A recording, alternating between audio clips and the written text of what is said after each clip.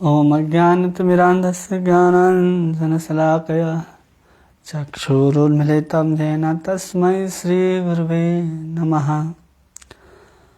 नमो विष्णुपादाय कृष्णपृष्ठाय भूतले श्रीमते भक्तिवेदान्तस्वामिन् इति नामिने। नमस्ते सरस्वतीदेवे गौरवाणी प्रचारिणे निर्विशेषशून्यवादी पाश्चात्यदेशधारिणे। जय श्री कृष्ण चैतन्य प्रभु नित्यानंद श्री अद्वैत गदाधर श्रीवास आदि गौर भक्तवृंद। हरे कृष्ण कृष्ण कृष्ण हरे हरे, हरे राम राम राम हरे हरे। गुरवे गौरचंद्राय राधिकाय तदालये कृष्णाय कृष्ण भक्ताय तद्भक्ताय नमो नमः। हरे कृष्णा।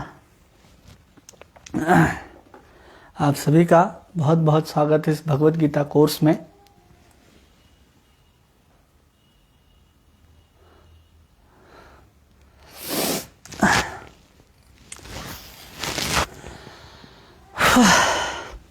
हरे कृष्णा।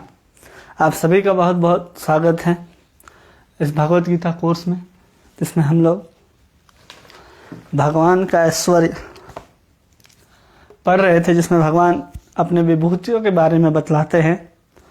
भगवान की विभूति इतनी सुंदर है कि भगवान हमें अपनी करुणा को करके, अर्जुन ऐसा प्रश्न भी पूछ रहा है कि भगवान आप ऐसे विभूतियों का वर्णन कीजिए हमें, जिसके अंतर्गत हम आपको साक्षात रूप में देख करके आपका हम चिंतन कर पाए।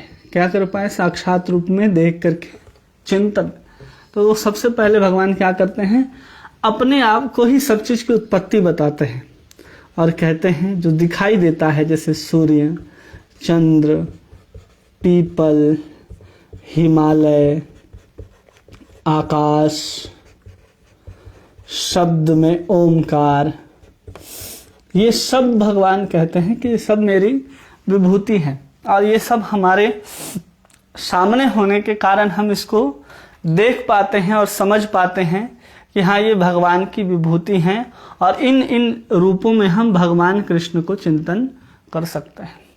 हम जब 7वें अध्याय को पढ़ रहे थे तो हमने बताया था कि लोग अगर विभूति का एक चिंतन करते हैं लोग, और एक होता है देवी देवताओं के रूप में, देवी देवता के रूप में, और एक होता है भगवान को भगवान के रूप में ही पूजना। तो सबसे श्रेष्ठ माना जाता है भगवान, फिर देवी देवता, फिर विभूति।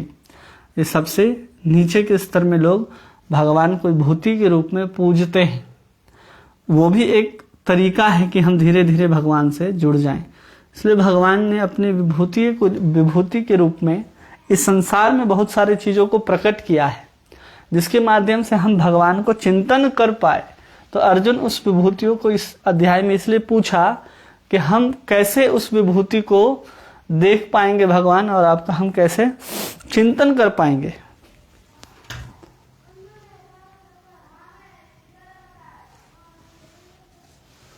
तो यहाँ पर उसी के अनुसार उस विभूति को वर्णन कर रहा है अर्जुन। भगवान कृष्ण वर्णन कर रहे हैं इन विभूतियों को।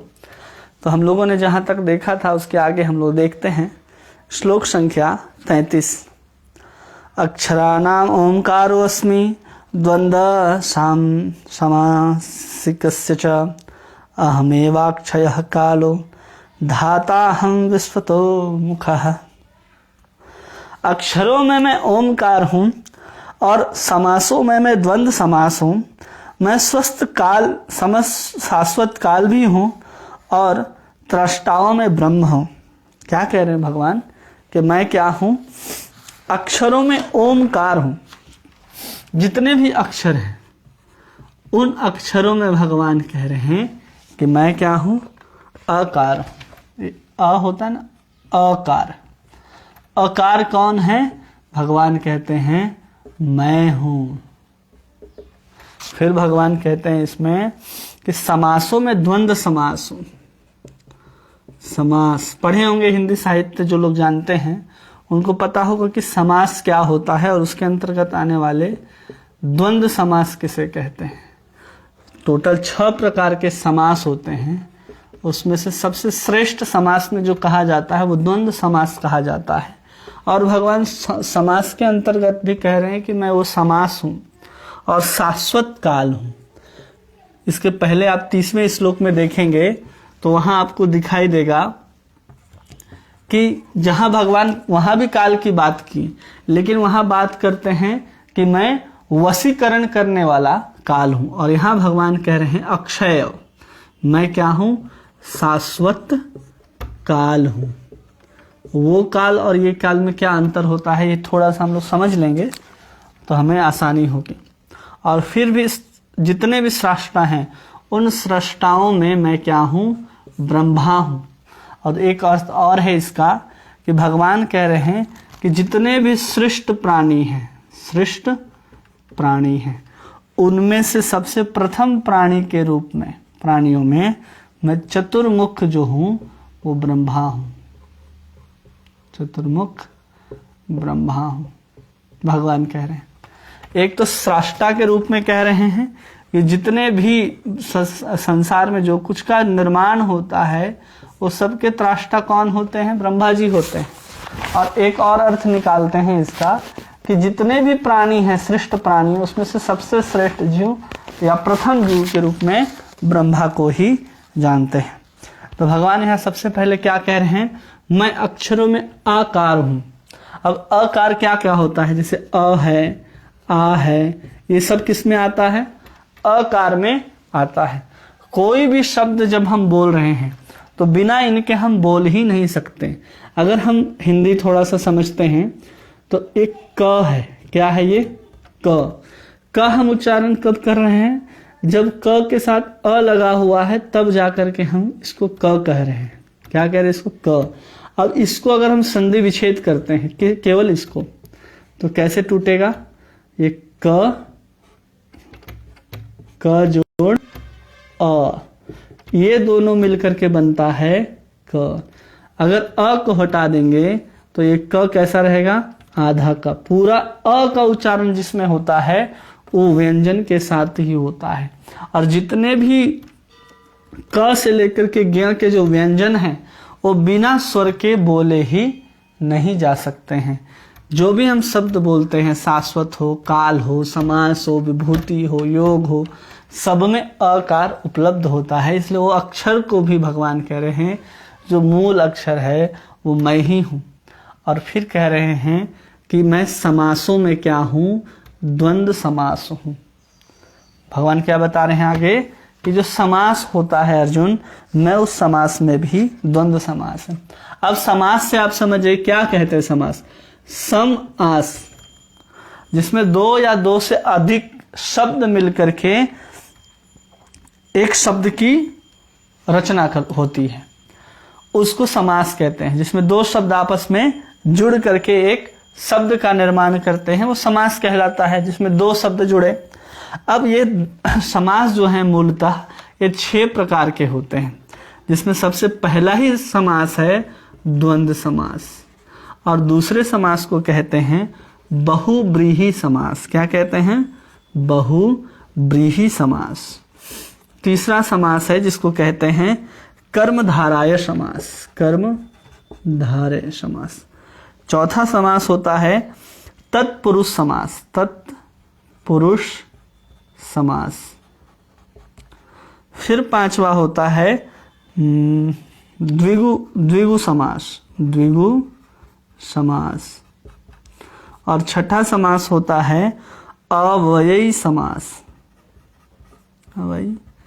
अव्ययी समास के अंतर्गत ऐसा होता है कि जब दो शब्द मिलते हैं, मिलने के बाद जो नया अर्थ निकल करके कुछ और अर्थ निकलता है उस दोनों के शब्द मिलने से, तो उसको अव्ययी समास बोलते हैं। तो इन 6 समास में भगवान कह रहे हैं मैं कौन हूं, द्वंद्व समास हूं। द्वंद्व समास की खासियत क्या होती है, जो इसका प्रथम शब्द या द्वितीय शब्द दोनों क्या होते हैं, प्रधान होते हैं। जिसमें क्या होंगे, दोनों शब्द जो होते हैं वो प्रधान माने जाते हैं, इसलिए इसको द्वंद्व समास कहते हैं। जैसे राम कृष्ण, जैसे राधा कृष्ण, जैसे सीता राम। ये क्या है? द्वंद्व समास है, जिसमें राम शब्द भी मुख्य है, कृष्ण भी मुख्य है। यहाँ राधा शब्द भी मुख्य है, यहाँ कृष्ण शब्द भी मुख्य है, यहाँ सीता, यहाँ राम। तो इसको द्वंद्व समास कहते हैं, जिसमें दोनों शब्दों की प्रधानता होती है। भगवान कह रहे हैं कि मैं द्वंद्व समास हूँ और शाश्वत काल हूँ। शाश्वत काल का अर्थ क्या होता है? पहले भगवान ने कहा, एक काल की बात करी 10.30 में, जिसमें भगवान ने कही मैं वशीकरण करने वाला काल हूँ। क्या हूँ? वशीकरण वाला काल हूँ, जो सब चीजों को अपने वश में रखता है। मतलब इस काल के द्वारा भगवान मृत्यु नहीं करते, लेकिन वो जो काल है हमारे ऊपर क्या करता है? प्रभाव डालता है कि अभी सुबह हो रहा है, शाम हो रहा है, दिन व्यतीत होते जा रहा है, दिन बड़ा है, दिन छोटा है। कभी कभी रात को हम सोते हैं तो लगता है अरे अभी अभी हम सोए थे, अभी समय इतना जल्दी बीत गया। तो ये जो प्रभाव वाला जो है वो 10.30 में भगवान ने कहा। और ये भगवान कह रहे मैं शाश्वत काल हूँ। ये शाश्वत काल जो कभी भी काल जो है समाप्त नहीं होता। इसमें शाश्वत काल मतलब काल हमेशा रहता है, लेकिन वही काल जब इस भौतिक जगत में आकर के हमारे ऊपर प्रभाव दिखाता है तो इसी काल को हम, शाश्वत काल को ही हम खंड काल के नाम से जानते हैं। जो हमारे ब्रह्मांड के अंदर सूरज, चांद, इन सब के घूमने से जो काल व्यतीत हो रहा है, जिसका प्रभाव हमारे ऊपर पड़ रहा है कि हाँ इतना समय व्यतीत हो गया, और इसी काल को दर्शाने के लिए हम लोग घड़ी का इस्तेमाल करते हैं, घड़ी का। तो ये भगवान शाश्वत काल की बात कर रहे हैं। और इसमें यह भी कहते हैं कि यही शाश्वत काल क्या है? रुद्र हैं, जो क्या करते हैं?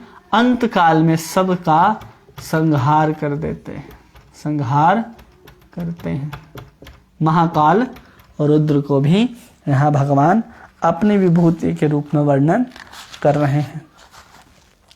श्लोक संख्या 34, इसमें देखिए भगवान क्या कहते हैं। ये विभूतियां हैं जिसको देख करके हमको भगवान कृष्ण याद आने चाहिए। ये सब जो हैं वो कृष्ण ही हैं। कृष्ण ने ही अपना विस्तार इस स्वरूप में कर रखा है। 34वां श्लोक। मृत्यु सर्वहरश्चाहम उद्भवश्च भविष्यताम कीर्ति श्रीवाक्च नारीणाम स्मृतिर्मेधा धृति क्षमा। मैं सर्वभक्षी मृत्यु हूँ और मैं ही आगे होने वाले, वो उत्पन्न होने वाला हूँ, आगे होने वालों में उत्पन्न करने वाला हूँ। स्त्रियों में मैं कृति हूँ, श्री हूँ, वाक हूँ, स्मृति हूँ, मेघा हूँ, धृति हूँ और क्षमा हूँ। क्या कह रहे हैं कि मैं इन सब क्या हूँ? तो सबसे पहले भगवान कह रहे हैं कि मैं मृत्यु हूँ। सबसे पहला भगवान ने क्या? सर्वाहश्च मृत्यु सर्व हरश्चाहम, मैं हरने वाला में, सर्वभक्षी। क्या कहते हैं प्रभुपाद जी? सर्वभक्षी। कौन खा जाता है? हर चीज को मृत्यु खा जाती है, हर चीज को सर्वभक्षी मृत्यु। क्योंकि मृत्यु एक ऐसा चीज है कि आपकी हर चीज को हर सकती है, इसलिए इसको कह रहे हैं सर्वभक्षी। क्योंकि मृत्यु ही एक ऐसा चीज होता है जिसके आने के बाद हमारा शरीर और शरीर से संबंधित जो भी वैभव है वो सब कुछ भगवान के द्वारा हर लिया जाएगा। और इसलिए भगवान कह रहे हैं वो भी मेरा ही स्वरूप है। इसलिए हम मृत्यु को कभी कभी बोलते हैं ना कि कब आई है मृत्यु। यही मृत्यु अगर भगवान ने जो 8वें अध्याय में बताया कि पुण्य समय में आए, अगर चंद्रायन हो, दिन का समय हो, शुक्ल पक्ष में मृत्यु आ जाए तो आप क्या हो जाएंगे? मुक्त हो जाएंगे। और यहाँ पर क्या हो जाए? सब मुक्त हो जाएंगे। और भगवान कह रहे कि मैं क्या हूँ? मृत्यु हूँ। कभी भी मृत्यु आएगा तो क्या खाएगा? आपके पास जो भौतिक चीजें हैं उसी को मृत्यु क्या करेगी? समाप्त कर देगी। और फिर आगे होने वाले उत्पन्न करने वाला ही मैं हूँ। मतलब उत्पन्न करने वाला मतलब जन्म करने वाला। और जन्म के बाद जो उसका प्रभाव होता है, जैसे यही क्या होता है? धीरे धीरे बढ़ता है। बढ़ते के बाद कुछ समय स्थिर रहता है, फिर कुछ उत्पन्न करता है, उत्पन्न करने के बाद धीरे धीरे क्षीण होने लगता है और फिर समाप्त हो जाता है। तो 1 2 3 4 5 6 ये 6 प्रकार के जो चीज हैं ये भगवान कह रहे हैं जन्म के बाद जो कुछ आगे तक होता है वो मैं ही हूं। और फिर कह रहे हैं स्त्रियों में, नारी नाम, स्त्रियों में मैं कौन हूं? तो कहते हैं सबसे पहले मैं कीर्ति हूं। स्त्रियों के पास ये गुण होता है, तो उन स्त्रियों के पास जो कीर्ति की बात कर रहे हैं, श्री की बात कर रहे हैं, फिर वाक की बात कर रहे हैं, फिर भगवान स्मृति की बात कर रहे हैं, और फिर भगवान मेघा की बात कर रहे हैं, और फिर भगवान कहते हैं धृति तथा क्षमा हूं, धृति तथा क्षमा हूं। अब इस श्लोक में देखेंगे तो ये पता कैसे चलेगा कि भगवान इतने सारे चीजों को कह रहे हैं। तो जब यहां कृति श्रीवाक्च नारी नाम स्मृति मेधा धृति क्षमा, साफ साफ भगवान कह रहे कि मैं क्या हूं, ये सब हूं। तो ये समझिए कि स्त्रियों के अंदर सबसे पहला गुण क्या है? कीर्ति है। उस कीर्ति को भगवान बता रहे हैं कि वो मैं हूं। फिर भगवान कह रहे हैं कि कैसे कीर्ति हूं। तो यहां प्रभुपाद जी लिखते हैं ये 7 ऐश्वर्य स्त्रीवाचक हैं। कितने हैं? 1 2 3 4 5 6 7। ये 7 स्त्रीवाचक हैं। यदि किसी व्यक्ति के पास इनमें से कुछ भी हो तो वह यशस्वी होता है। वो क्या होता है? यशस्वी होता है। सबसे पहले क्या बह रहे? कीर्ति मतलब क्या होता है? यश। श्री मतलब क्या होता है? उसके पास जो ज्ञान है, उसके पास जो धन है। वाक मतलब उसकी बोलने की कला, वो कितना मीठा बोलती है स्त्री, उसको वाक शक्ति कहते हैं। अगर कोई स्त्री बहुत अच्छा बोल रही है, बहुत आवाज उसका मीठा है, कभी अशुभ नहीं बोलती, तो वो क्या है? भगवान की ही एक विभूति है वाक। और उस स्त्री की स्मृति, अगर किसी स्त्री की स्मृति शक्ति बहुत अच्छी है तो भगवान कह रहे हैं वो मेरी विभूति है। मेघा मतलब किसी चीज को याद करने की, स्मरण करने की शक्ति को मेघा कहते हैं। बुद्धि अगर उसका तेज है तो वो भगवान है। धृति मतलब धारण करने की शक्ति, ये भी कह रहे हैं मैं भगवान हूं। क्षमा ये गुण है कि वो किसको कितना जल्दी क्षमा कर सकती है। तो ये गुण भी क्या है? भगवान से ही आए हुए। इसी को समझाते हुए हमारे आचार्य कहते हैं कि ये कौन है? तो जैसे उदाहरण देते हैं कि ये सब किसके अंदर है? भगवती के अंदर है। फिर किसके अंदर है? माँ सीता के अंदर है। ये सब गुण किसके अंदर है? माँ पार्वती उमा के अंदर है। फिर ये सब किसके अंदर पाए जाते हैं? तो भगवान कृष्ण की पहली पटरानी जिनका नाम क्या है? रुक्मणी। फिर द्रौपदी, उनके अंदर ये सब गुण थे। और फिर विशेषतः किसके अंदर ये सब गुण हैं? तो कह रहे हैं ये सब गुण थे गोपियों के अंदर थे। ये सब गुण किसके अंदर थे? गोपियों के अंदर थे। अब देखिए यहाँ पर नाम आ रहा है उदाहरण में कि ये सब कृति श्री वाक स्मृति मेघा धृति क्षमा, ये माता सीता उमा रुक्मणी द्रौपदी और माँ भगवती में है। अब यहाँ पर देखिए नाम आ रहा है द्रौपदी का, और हम लोग कह देते हैं कि पूरा का पूरा महाभारत जो है वो द्रौपदी के कारण हुआ था कि उसने ऐसे शब्द कह दिए थे जिसके कारण दुर्योधन को बुरा लगा। अब यहाँ पर भगवान कह रहे हैं मैं उसके अंदर क्या हूं? वाक हूं। अब बताओ कि ये भगवान की शक्ति है तो कभी भी द्रौपदी ऐसा बोल ही नहीं सकती कि अंधे का बेटा अंधा। अगर रिश्ते में देखा जाए तो द्रौपदी की दुर्योधन जो है संबंध में क्या लगेगा? उसके ससुर के पुत्र होंगे तो क्या लगेगा? उस संबंध के सामने ये बात वाक्य कहा ही नहीं जा सकता। ये आज के समय कलयुगी मानव के अंदर भी इतना ये होता है कि वो उस संबंध को ऐसा बोल नहीं सकते। तो द्रौपदी जैसी नारी इंद्रप्रस्थ के अंदर ऐसा कैसे कह सकती? तो पूरे महाभारत में इसका ये नहीं मिलता कि द्रौपदी ने कहा हो कि अंधे का बेटा अंधा है इसलिए पूरा महाभारत का युद्ध हुआ है। क्योंकि भगवान कह रहे उसके अंदर क्या हूं? वाक शक्ति भी मैं हूं। अगर हम देखें भागवत पढ़ें तो जब दक्ष की कन्याओं का वर्णन मिलता है, 24 कन्याओं का वर्णन, तो उसमें जो प्रमुख जो कन्याएं हैं उन कन्याओं का नाम भी यही है, कीर्ति, मेघा, श्री, वाक, धृति और क्षमा, उन सब का नाम है। ये सब आदर्श महिलाएं भी हैं। एक तो गुण के रूप में समझना चाहिए, किसके रूप में, ये सब क्या है, एक गुण है, ये सब क्या है, स्त्रियों के अंदर पाए जाने वाले गुण भी हैं और और स्त्री भी है, स्वयं क्या है, ये एक स्त्री भी है। ये दक्ष की कन्याएं भी हैं और स्त्रियों के अंदर पाए जाने वाले गुण भी हैं। तो उनका उदाहरण यहाँ है और ये सब प्रजापति दक्ष की कन्याओं, 24 कन्याओं में, ये प्रमुख कन्याओं में गिनी जाती हैं। अब भगवान आगे कह रहे हैं 35वें श्लोक में, श्लोक संख्या 35।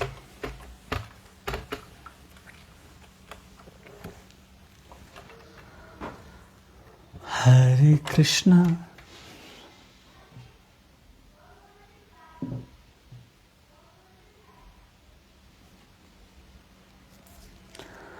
बृहत् साम तथा शाम नाम गायत्री छंद शामहम मासा नाम मार्ग शीर्षो अहम मृतम नाम कुसुमाकाक्र। मैं क्या हूँ, साम वेदों में बृहत् साम हूँ। एक वेद है जिसका नाम है सामवेद, क्योंकि भगवान ने पहले ही कह दिया कि मैं वेदों में कौन हूँ, सामवेद। अब कह रहे सामवेद के अंदर गाया जाने वाला एक गीत है जिसको कहते हैं बृहत् साम। क्या कहते हैं इसको, बृहत् साम गीत। कौन है वो, बोल रहे हैं भगवान मैं हूं। छंद होता है, अलग अलग छंद होते हैं, उस छंद में गायत्री जो है छंद, वो मैं हूं। फिर कह रहे समस्त महीनों में, जितने भी 12 महीने होते हैं हमारे, उन महीनों में क्या है, मार्गशीर्ष। मार्गशीर्ष को हम लोग क्या कहते हैं, अगहन। अगहन को हम लोग कहते हैं मार्गशीर्ष। और समस्त ऋतुओं में भगवान कह रहे हैं कि मैं बसंत हूं। अब समस्त जितने प्रकार के वेद हैं उसमें जो गाया जाने वाला जो गीत संग्रह है, इसलिए वो बृहत् साम के नाम से हम उसको जानते हैं। और उसको गाने के लिए भगवान, उसमें क्या है, गीत की एक प्रमुखता है, जिसके कारण भगवान कह रहे हैं कि मैं वो बृहत् साम हूं। और उसके बाद कह रहे हैं कि मैं छंद में गायत्री हूं। गायत्री हम लोग जानते हैं, हम लोग जिस गायत्री को जानते हैं उसको हम लोग ब्रह्म गायत्री कहते हैं। क्या कहते हैं उसको, ब्रह्म गायत्री। उस गायत्री के माध्यम से, जिसको वशिष्ठ जी ने क्या किया था, प्रकट किया था और उन्होंने इसको सिद्ध किया था, जो हम लोग गायत्री को सामान्य रूप से जानते हैं। ऐसे ही गायत्री जो है वेद में अलग अलग प्रकार की गायत्री है, लेकिन उसमें सबसे श्रेष्ठ गायत्री ब्रह्म गायत्री को कहा जाता है इस संसार के अंदर। जैसे हम काम गायत्री को जानते हैं, गौर गायत्री को जानते हैं, फिर जो मंत्र है, जो मंत्र नारद जी को दिया गया था वो भी एक गायत्री है। भागवत के अंदर वो मंत्र मिलता है तो वो भी गायत्री है। तो एक क्या है, एक छंद है, एक मीटर है, उस गायत्री को कहते हैं छंद या मीटर। उसको भगवान कह रहे हैं उनमें मैं सबसे श्रेष्ठ गायत्री हूं। महीनों में 12 महीने होते हैं, तो उसमें अगहन, अगहन के महीने में क्या होता है, जितने भी हम लोगों ने खेती वेती कर चुके होते हैं वो सब हम क्या करते हैं, खेतों से अन्न को एकत्र किया जाता है। और बसंत, जिसमें पूरा का पूरा जो सृष्टि है वो भर जाता है, लहलहाने लगता है, सुंदर सुंदर पुष्प खिलते हैं, तितलियां उड़ती हैं, चारों तरफ हरियाली और पुष्प खिले होते हैं। इसी के आने पर चैत्र मास के बाद पहले, इसी के आने के बाद बसंत के बाद ही क्या आता है, हमारा नया साल आता है। इसलिए भगवान कह रहे हैं कि वो मैं हूं। फिर भगवान आगे कहते हैं श्लोक संख्या 36 में, धूतम छलितामस्मि तेजो तेजस्विनामहं जयो अस्मि व्यवसायो अस्मि सत्वम सत्वतामहं। छलियों में मैं क्या हूं, जुआ हूं। किसमें, छलियों में। जितना भी छलने वाला चीज होता है उसमें से सबसे श्रेष्ठ अगर कहीं किसी को छला जा सकता है तो वो जुआ है। जुआ सिर्फ ताश और पत्तों के साथ 52 पत्ते के साथ खेलने वाले चीज को जुआ नहीं कहते। वो चीज जुआ कहलाता है जिसमें आपको क्या होगा इसका पता नहीं है, और आप जब आपको वो चीज का कब होगा, क्या रिजल्ट आएगा, वो सिर्फ और सिर्फ किस पर निर्भर करता है, आपके भाग्य के ऊपर और कुछ गणित के ऊपर। वो गणित को हम लोग क्या कहते हैं, प्रायिकता कहते हैं। प्रायिकता पढ़े होंगे सब। तो इस प्रायिकता के ऊपर सब कुछ निर्भर करता है कि अगर एक डाइस है, डाइस जिसमें 1 से लेकर के 6 तक नंबर होते हैं, 1, 1, 2, 1, 2, 3, 1, 2, 3, 4 ऐसे नंबर होते हैं ना उस डाइस में। तो उसमें प्रायिकता निकाली जाती है कि ये बताइए कि अगर 2 डाइस को फेंका जाए तो 6 आने की कितनी संभावना है। उस संभावनाओं के ऊपर जो भी हम करते हैं वो सब कुछ जुआ है। वो सब कुछ क्या कहलाता है, जुआ, जिसमें क्या हो सकता है, छल हो सकता है। इसलिए यहां पर कह रहे हैं भगवान कि मैं वो छल जो हूं, छलियों में मैं क्या हूं, जुआ हूं। छलियम छलिताम अस्मि, मैं छलियों का भी छलिया हूं। तेजो तेजस्वी नाम हम, जितने प्रकार के तेज होते हैं उस तेजों में मैं क्या हूं, उसका तेजस्वी का तेज हूं। तेजस्वियों का तेज। जैसे बहुत सारे लोग देखे होंगे कि जो भजन कीर्तन करते हैं, कुछ करते हैं, तो उनके चेहरे में एक अलग सा तेज होता है। तो भगवान कह रहे मैं उस तेजस्वियों का तेज हूं। फिर भगवान कह रहे मैं विजय हूं। अगर किसी ने विजय प्राप्त किया है तो वो भी भगवान की विभूति ही है। फिर कह रहे मैं साहस हूं। साहस किसी के अंदर है कि उस शेर से भी जाकर के लड़ जाए या कुछ बहादुरी का काम कर ले देश की रक्षा के लिए या और कुछ, तो वो भगवान है। और कह रहे हैं कि जो बलवान हैं उन बलवानों के अंदर जो बल प्राप्त होता है वो बल भी मैं हूं। लेकिन कैसा बल, किसी को दबाने वाला बल नहीं, वो सही उपयोग में लाए जाने वाला बल मैं हूं। और जयो अस्मि व्यवसायो अस्मि, जो उद्यम किया जाता है व्यवसाय के लिए जो उद्यम किया जाता है अलग अलग, वो उद्यम भी भगवान कह रहे हैं कि मैं ही हूं। फिर भगवान आगे के श्लोक में 37वें श्लोक में वर्णन करते हैं भगवान कि वृष्णीनाम वासुदेवोऽस्मि पांडवानां धनंजय मुनीनां म्यहं व्यासं कविनाम उष्णः कवि। वृष्णीनाम वासुदेव, जो वृष्णि वंशी है, जिस वंश में भगवान जन्म लेकर के धरती पे लीला कर रहे हैं और अर्जुन को इस गीता का ज्ञान दे रहे हैं, तो अपने ही वंश का वर्णन करते हुए भगवान कहते हैं जो वृष्णि नाम जो वंश है उस वंश में क्या हूं, मैं वासुदेव हूं।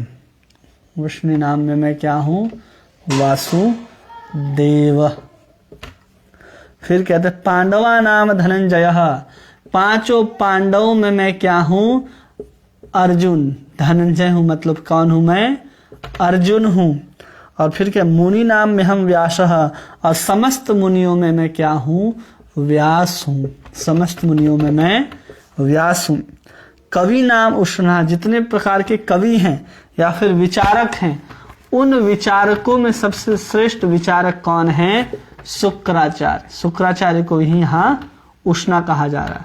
शुक्राचार्य ये सबसे श्रेष्ठ विचारक माने जाते हैं, जो असुरों के गुरु हैं। तो यहाँ पर विष्णु नाम वासुदेवम, फिर यहाँ पांडवों में अर्जुन, मुनियों में व्यास, और विचारक के रूप में अपने आप को भगवान शुक्राचार्य कह रहे हैं।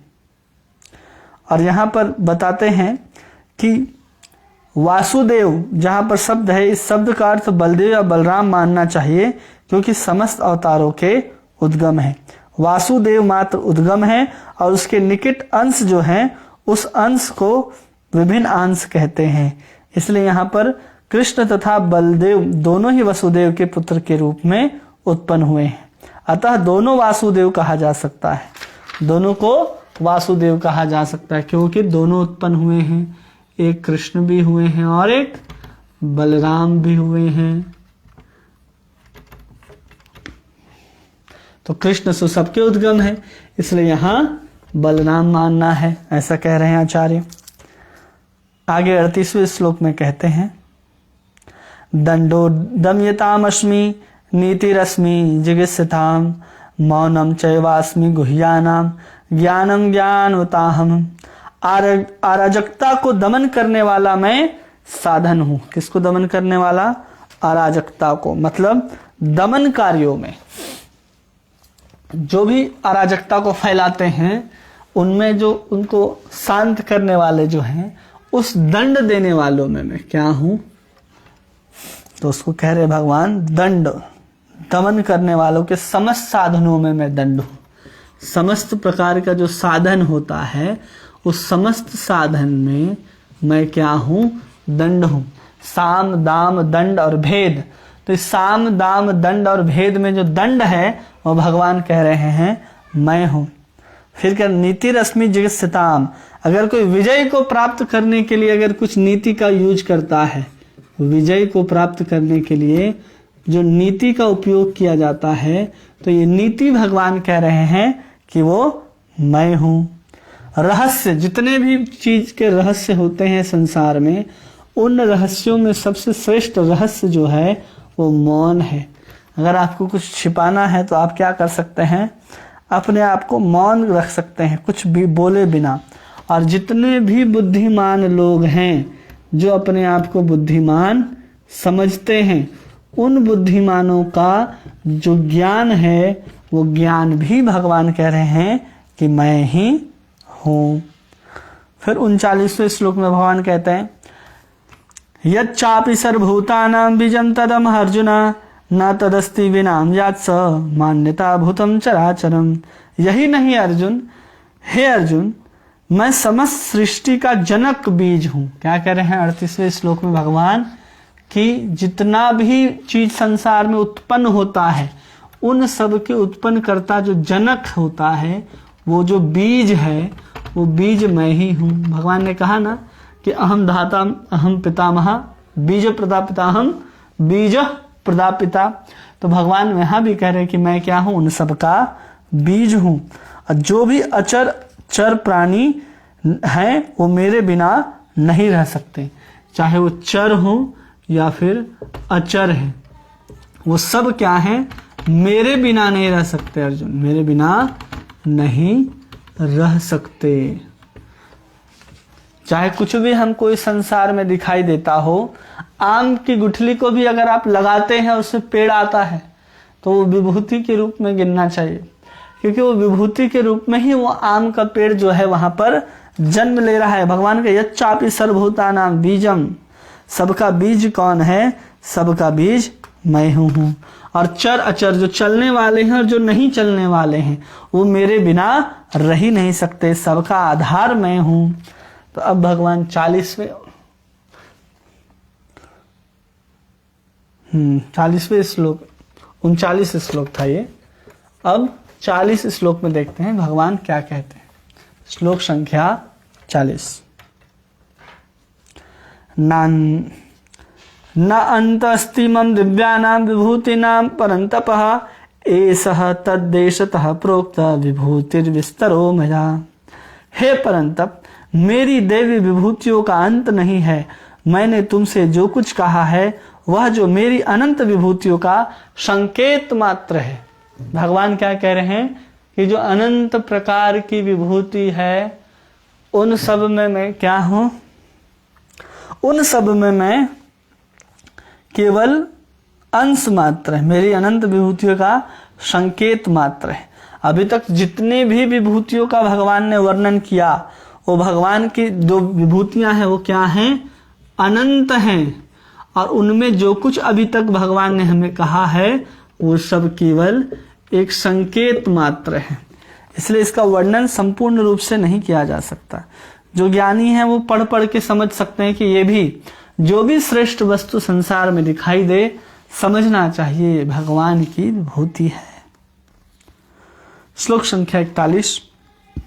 यद विभूति मत सत्वम श्रीमद्दुजितमेव वा तद्मेवावगच्छत्वं मम तेजोशं संभवः तुम जान लो कि सारा ऐश्वर्य, सौंदर्य और तेजस्वी सृष्टि में मेरा तेज एक स्फुलिंग मात्र से उद्भूत है। किसमें किसमें? इसमें भगवान कह दिए किसमें किसमें तेज देखोगे अर्जुन, तो बता दिए भगवान इस श्लोक में कि वो तेज किसमें दिखाई देगा। तो भगवान कह रहे यद विभूति मत सत्वम श्रीमद दूजित में बवा, बोले जो सारा ऐश्वर्य है, क्या है? ऐश्वर्य है किसी के पास, सौंदर्य है, तेज है, वो सब जो है वो भगवान का ही एक स्फुलिंग मात्र से उत्पन्न है। स्फुलिंग मतलब एक कण होता है, जैसे आग आप जलते हुए देखे होंगे तो आग के एक चिंगारी निकलती है ना, उस चिंगारी को क्या कहते हैं? स्फुलिंग है। उस स्फुलिंग मात्र से इस संसार में, क्या अनंत कोटि ब्रह्मांड में जो जो भगवान ने ऐश्वर्य अभी तक वर्णन किए, उस स्फुलिंग मात्र से ये सब कुछ क्या है? उद्भूत है। इतना श्रेष्ठ ऐश्वर्य है भगवान का। तो ये समझना चाहिए किसी के अंदर ऐश्वर्य हो, तेज हो, ये सब कुछ किसी कारण ऐश्वर्य हो, धन के रूप में, बल के रूप में, यश के रूप में, सब भगवान ने कहा है हमें अभी। तो समझना चाहिए वो भगवान का जो स्फुलिंग है उससे अंश मात्र से वो उद्भूत हुआ है। फिर भगवान 42वें श्लोक में कहते हैं अथवा बहु नैतेन किं ज्ञातेन तवार्जुन विष्टभ्या अहमिदं कृत्स्नम एका अंशेन स्थितो जगत। किंतु हे अर्जुन, इस सारे विशद ज्ञान की आवश्यकता क्या है? भगवान कह रहे हैं कि मैंने इतना सब कुछ तुम्हें बताया विभूति के रूप में, उस विभूति की आवश्यकता क्या है अर्जुन? क्या करने की? ज्ञान की आवश्यकता क्या है? मैं तो एक अंश मात्र से ही ब्रह्मांड में व्याप्त होकर के इसको धारण करता हूं। क्या कह रहे हैं भगवान? कि हम एक अंश से क्या करता हूं? पूरे ब्रह्मांड में व्याप्त हो जाता हूं। व्याप्त ही नहीं, उस ब्रह्मांड को धारण भी करता हूं। तो इतने सारे जो हमने बताया, इसकी आवश्यकता ही क्या? एक अंश मतलब जब कृष्ण आते हैं तो कृष्ण से फिर बलराम जी आते हैं, और उस बलराम जी के बाद 4 और एक्सपेंशन आते हैं, और उस 4 एक्सपेंशन के बाद और 4 एक्सपेंशन आते हैं, संकर्षण, वसुदेव, अनिरुद्ध और वसुदेव। और उस संकर्षण से ही फिर महाविष्णु आते हैं, और वही महाविष्णु जो है अपने एक अंश मात्र से पूरे के पूरे ब्रह्मांड में व्याप्त हो भी जाते हैं और उसको अपने अंदर धारण भी कर लेते हैं। इसलिए कोई कहे एक अंश से कैसे हो सकता है? अरे एक अंश से भी हो सकता है, क्योंकि भगवान जो हैं अंश होकर के भी क्या हो जाते हैं? पूर्ण हो जाते हैं। क्योंकि 1 + 1 = 1, 1 - 1 = 1।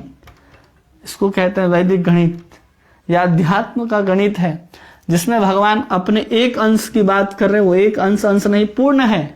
और वो एक अंश जो एक छोटा सा ऐसे बिंदु है, उस बिंदु से भगवान कह रहे हैं मैं व्याप्त भी होता हूं और मैं इन सबको अपने अंदर धारण भी करता हूं। इसलिए भगवान से कोई श्रेष्ठ भी नहीं हो सकता और भगवान के कोई बराबर नहीं हो सकता। जब कोई भगवान से श्रेष्ठ नहीं हो सकता और भगवान के बराबर भी नहीं हो सकता, तो उसको हमारा वैदिक साहित्य कहता है वो असमोधर्व है। वो क्या कहलाते हैं? असमोधर्व कहलाते हैं, कि भगवान के बराबर भी कोई नहीं है। बराबर, जब कोई बराबर ही नहीं है तो इनसे श्रेष्ठ कहां से होगा?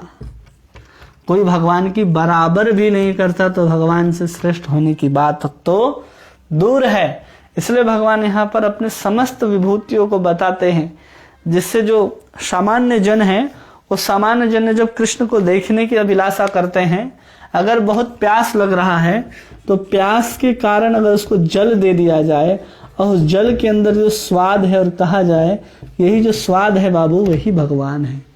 जो सूर्य का प्रकाश हमारे पास आ रहा है, वो प्रकाश किसी को दिखाया जाए, कहे कि हाँ देखो भगवान है। एक वृक्ष के रूप में एक पीपल को दिखाया जाए और कहा जाए कि देखो ये कौन है? ये भगवान है। तो उसे समझना चाहिए कि हाँ ये भगवान है। चारों वेद को उठा करके लाया जाए और कहा जाए इसमें जो साम वेद है वो कौन है? वो भगवान है।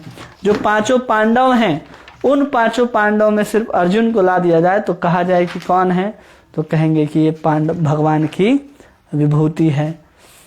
और जितने भी देवर्षि नारद, उन सब का वर्णन करते हुए भगवान ने कहा कि मैं ये सब के रूप में व्याप्त हूं, जिससे साधारण लोग समझ सकते हैं कि मैं कौन हूं। 1 2 3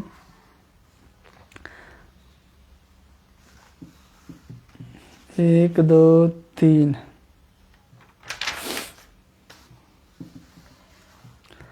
4 5 6 7 8 9 10 11 12 13 14 15 16 17 18 19 20 21 22 23 24 25 26 27 28 29 31 32 33 34 35 36 37 38 39 40 41 42 43 44 45 46 47 48 49 50 51 52 53 54 55 56 57 58 59 60 61 62 63 64 65 66 67 68 69 70 71 72 73 74 75 76 77 78 79 81 82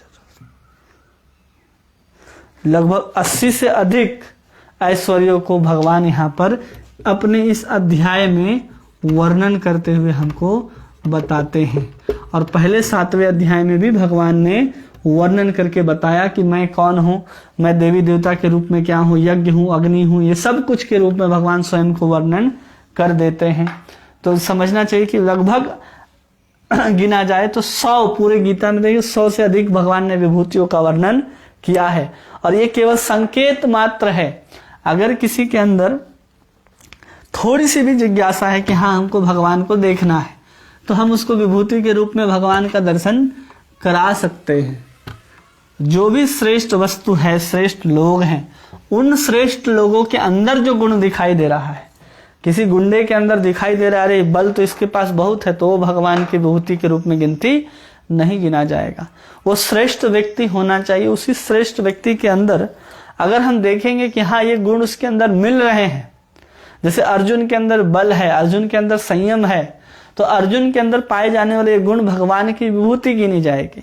अगर दुर्योधन कहे कि हमें गदा बहुत अच्छा चलाने आता है, तो गदा चलाने के का जो उसका जो गुण है उसको हम भगवान की विभूति मानेंगे, तो ये सही नहीं है। भगवान श्रेष्ठ लोगों के अंदर जो श्रेष्ठ गुण है उसको ही विभूति समझना चाहिए। और प्रत्येक मानव के अंदर कुछ ना कुछ विभूति के रूप में उसके पास होता ही है, क्योंकि उसके बिना वो काम नहीं कर सकता। जैसे भगवान कहते हैं जीवों के अंदर जो चेतना है वो मेरी विभूति है। क्या कहते हैं भगवान? जीवों के अंदर जो जीवित रहने की जो चेतना होती है वो मैं ही हूं। तो सबके रूप में अगर दुनिया में 7 अरब केवल मनुष्य हैं, और उसके बाद अनंत प्रकार की योनियां हैं 84 लाख, उसके अंदर जो जीव आत्माएं हैं उसकी जो चेतना की शक्ति है वो सब कौन है? भगवान ही है। और ये सब कुछ भगवान कहते हैं। सूरज चांद जो इतने सारे ग्रह उड़ रहे हैं आकाश में, इतने सारे तारे टिमटिमा रहे हैं, वो सब भगवान कहते हैं कि सब मैं एक ही अंश से करता हूं। एक जो अंश होता है ना, उसी अंश से मैं इस अनंत कोटि ब्रह्मांड को बनाता भी हूं, बिगाड़ता भी हूं, चलाता भी हूं और धारण भी करता हूं। इसलिए तुम इतना जान करके क्या करोगे? कितना भी बताएंगे अपने विभूति के बारे में भगवान, तो अंत नहीं होगा। इसलिए भगवान ने केवल श्रेष्ठ वस्तुओं का नाम लिया।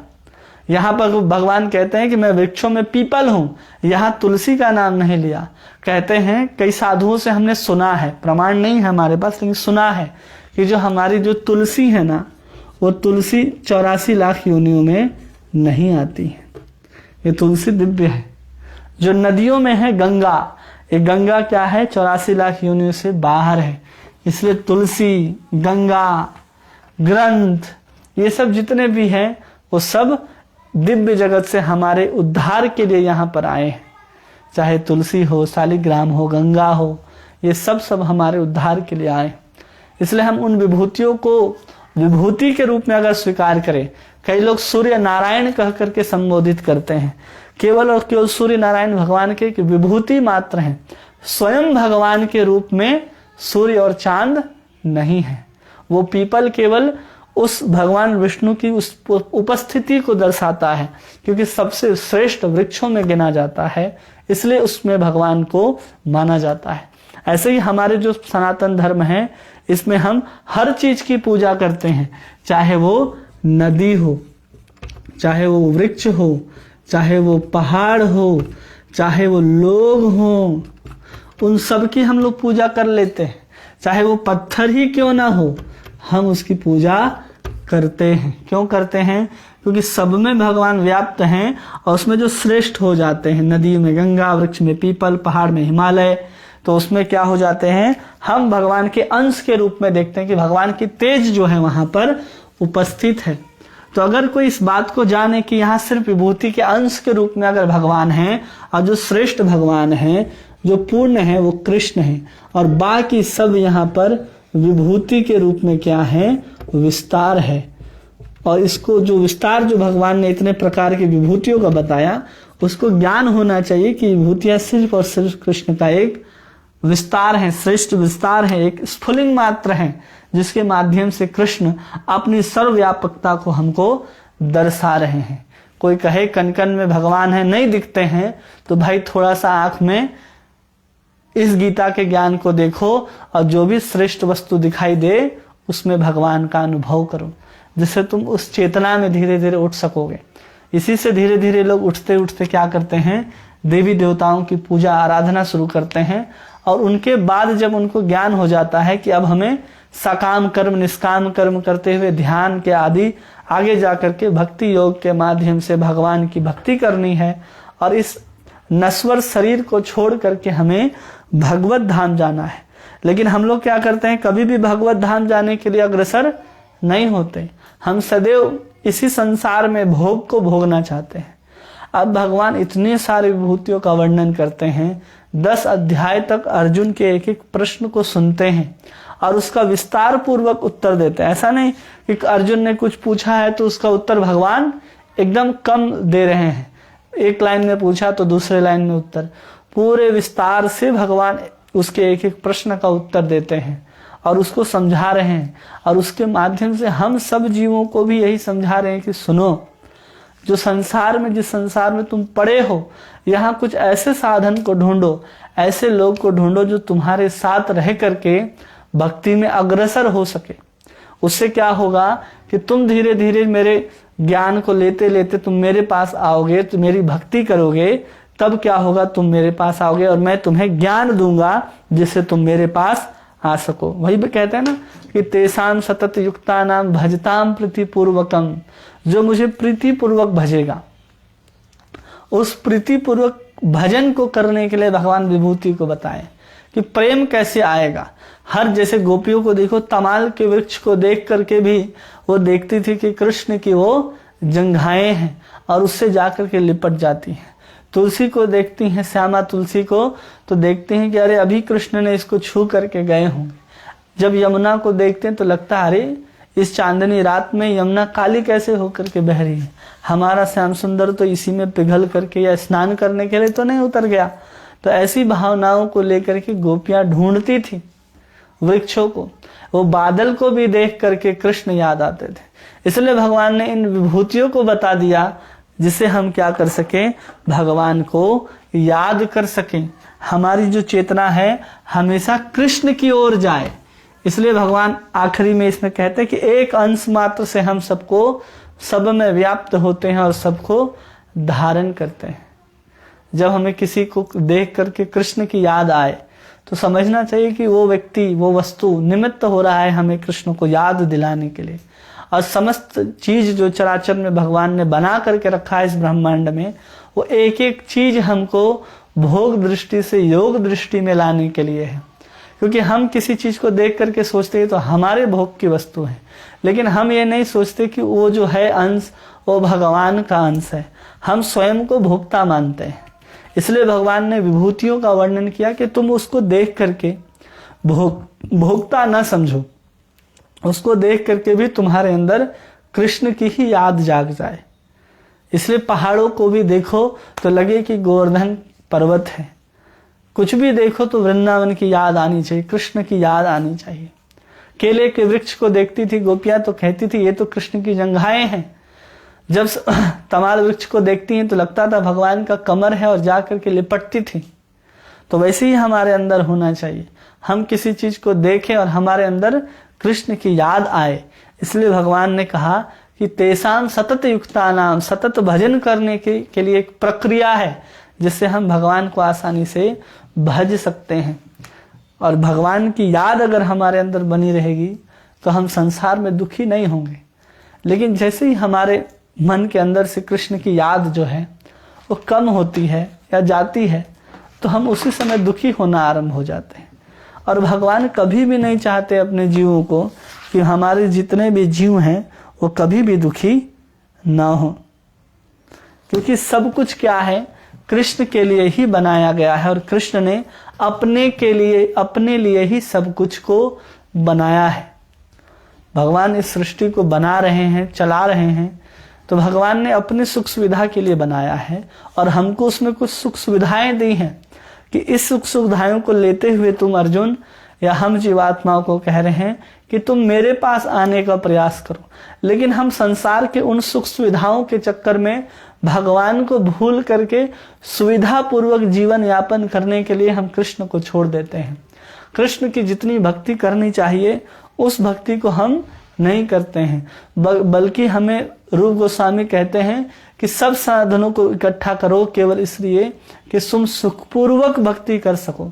ऐसा नहीं है कि हम सब कुछ छोड़ छाड़ करके जंगल में जाकर के भजन कर सकते हैं, इतनी सामर्थ्य नहीं है। इसलिए आज कलयुग में देखिए बिजली है, पंखा है, एसी है, ठंडा है तो हीटर है, इस सब सुविधाओं के बीच भी हमको कृष्ण को याद करना चाहिए। लेकिन उस सुख सुविधाओं को जुटा करके हम उस सुख सुविधाओं के पीछे ही पड़े रहते हैं। इसलिए संसार के भोग आपके पास जितने कम होंगे उतने ज्यादा भगवान कृष्ण का स्मरण कर सकते हैं। हमारी स्मरण शक्ति को छीन कर रही है हमारी सुख सुविधाएं। कौन सी स्मरण शक्ति? जिस स्मरण शक्ति के माध्यम से जिस मन को हमें भगवान में लगाना है वो भोग में, सुविधाओं में या उनको पूरा करने में या उसको चलाने में ही हमारा शक्ति व्यय हो जा रहा है। इसलिए उन सबको उतना व्यय न करते हुए हमको प्रयास करना चाहिए कि हम भगवान कृष्ण को ही याद करेंगे, चाहे जिस माध्यम से ही कृष्ण हमें याद हो। चाहे गीता पढ़ो, रामायण पढ़ो, ये सब कुछ पढ़ करके हमको याद कृष्ण की आनी है। इसलिए सबका वर्णन अभी तक भगवान इस 10वें अध्याय में किए। जब इतना सब कुछ वर्णन हो जाएगा तो अब अर्जुन आगे 11वें अध्याय में प्रश्न पूछेंगे कि हमको देखना है कि सब जो एक अंश से कैसे व्याप्त हैं। भगवान ने आखिरी में कहा ना कि मैं सिर्फ एक अंश से पूरे के पूरे ब्रह्मांड में व्याप्त हूं और धारण करता हूं। इसको देखना चाहता था अर्जुन, तो उसको दिखाने के लिए भगवान विश्व रूप दिखाते हैं। कौन सा रूप दिखाते हैं? विश्व रूप दिखाते हैं। विश्व रूप और विराट रूप में अंतर होता है। कल हम लोग जब शुरू करेंगे तो समझ में आएगा कि विश्व रूप किसको कहा जाता है, विराट रूप किसको कहा जाता है, तब हम लोग देखेंगे सोमवार को। कल हो सकता है आपको इसका प्रश्न मिल जाए। 9वें अध्याय का अभी तक किसी ने जमा नहीं किया है। निवेदन है कि कुछ अगर समस्या है तो बताएं कि अगर आपको नहीं पहुंचा हो या सबमिट नहीं हो रहा हो, क्योंकि ऐसा कभी नहीं हुआ कि हमने भेजा हो और किसी ने तुरंत सबमिट न किया हो। आज के लिए बस इतना ही। आप सभी का बहुत बहुत धन्यवाद। हरे कृष्णा।